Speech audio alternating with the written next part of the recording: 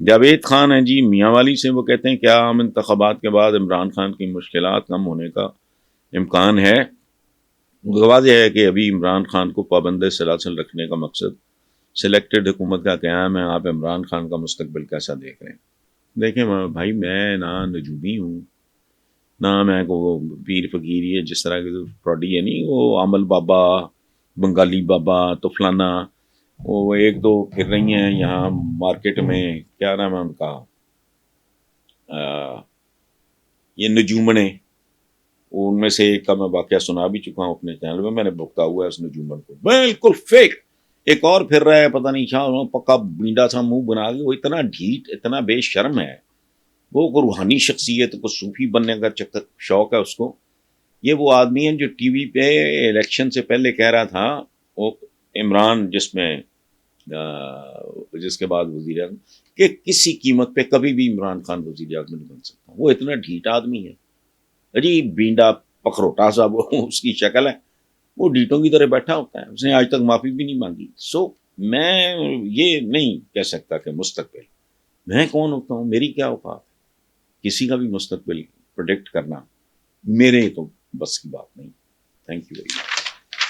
عوام سے یہ جو 24-25 کروڑ یہاں اس ملک میں لگا پھر رہا ہے لاوارس، جس کا نہ کوئی آگا نہ کوئی پیچھا، نہ اس کو پروٹیکٹ کرنے والا، نہ ان سے کو محبت کرنے والا، نہ ان کو عزت دینے والا، نہ ان کو راحت دینے والا.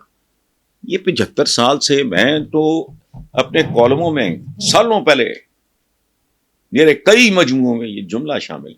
میرا ایک تقیہ کلام رہا ہے کہ 14 اگست 1947 کو جو لٹے پٹے قافلے جو شروع ہوئے تھے اجڑ کے، ان کا ہجرت کا سفر آج تک ختم نہیں ہوا. ختم. رائے اما، میرا ایک شعر ہے، سرمایہ کیا رائے چرائی جا سکتی ہے، پانی میں بھی آگ لگائی جا سکتی ہے. اس ملک یہ بنا بس چند 100 یا چند ہزار یا چلو چند لاکھ خاندانوں کے لیے. میں اس میں ان لوگوں کو بھی شامل کر رہا ہوں جو ایک کمفرٹیبل آسودہ ایک ہموار زندگی گزارتے ہیں. باقی تو لٹا مارا ہے، ابن فیلڈ، سرے محل شہل، یہ بہت سارا. اور کیا ہے، رائے دہی کے جو رائے عامہ کا قتل عام نہیں، وہ جہاں عوام کا قتل عام ہو رہا ہے وہ ان کی رائے کا قتل. میں نے کہا نا، سرمایہ کیا رائے چرائی جا سکتی ہے. کیا ہے نواز شریف کا ٹوٹل کیریئر کیا ہے؟ رائے عامہ پہ ڈکیتی.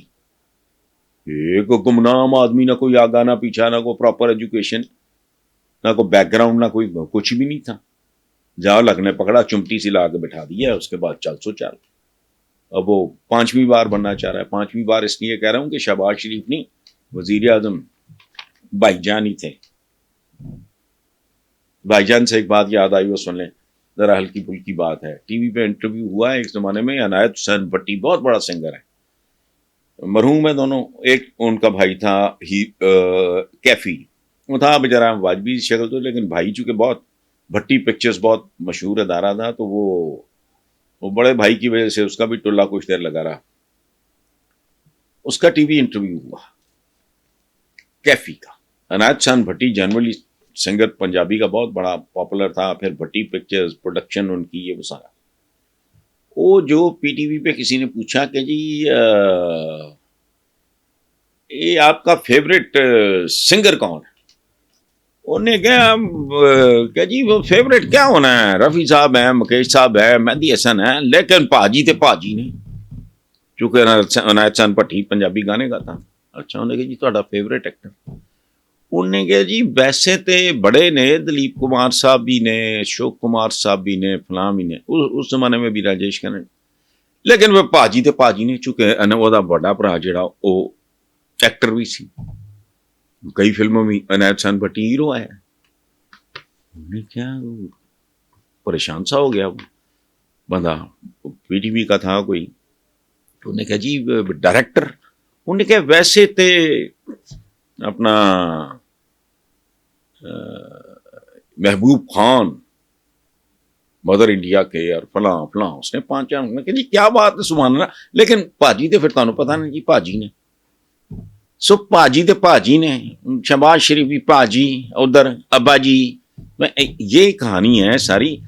تو عوام کا بیچاروں کا کیا ہے؟ پاجی تھے پاجی نے، عوام جائیں بھاڑ میں.